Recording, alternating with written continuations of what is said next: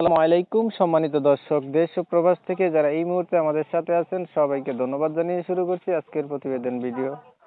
বন্ধুরা, দেখতে পাচ্ছেন এই মুহূর্তে আমার সাথে অডিও কলে সংযুক্ত হয়েছে একটি মেয়ে। সে কেন প্রতিবেদনে আসলো বিস্তারিত তার কাছ থেকে শুনবো। কথা না বাড়িয়ে পরিচয় করে দিতেছি আপনাদের সাথে। আসসালামু আলাইকুম। ওয়ালাইকুম সালাম। আসসালামু আলাইকুম। ওয়ালাইকুম আসসালাম। ভালো আছেন ভাই? হ্যাঁ, ভালো আছি।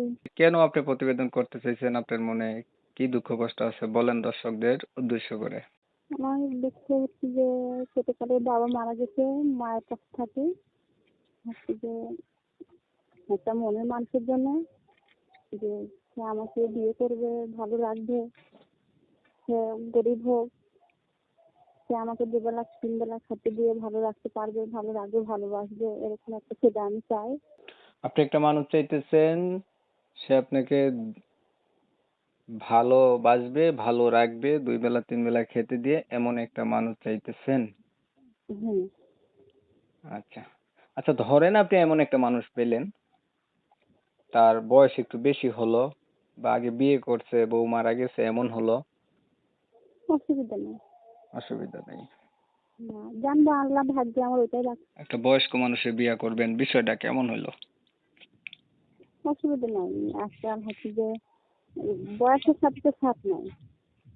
এই বয়স হলে কি মন বুড়ো হয়? বুড়াতে হয় না। মন বুড়া হয় না, গায়ে শক্তি কমে যায় বয়সের সাথে সাথে। অসুবিধা নেই। ভালো লাগবে, ভালোবাসবে, এটুকুই আমি চাই। সে আমাকে বিয়ে করবে, এটাই আমি চাই। আর হচ্ছে যে মানে যৌতুক ছাড়া বিয়ে করতে হবে আপনাকে, এই তো? হ্যাঁ, আচ্ছা, লেখাপড়া করছেন আপনি? হ্যাঁ, লেখাপড়া করছি হালকা। কোরআন শরীফ পড়তে পারেন? হ্যাঁ, পারি। নামাজ পড়া হয়? হ্যাঁ, আল্লাহ রহমত করি নামাজ। বর্তমানে কি করেন? আমি হচ্ছে যে ক্লাসে কাজ করি। আর কিছু বলবেন?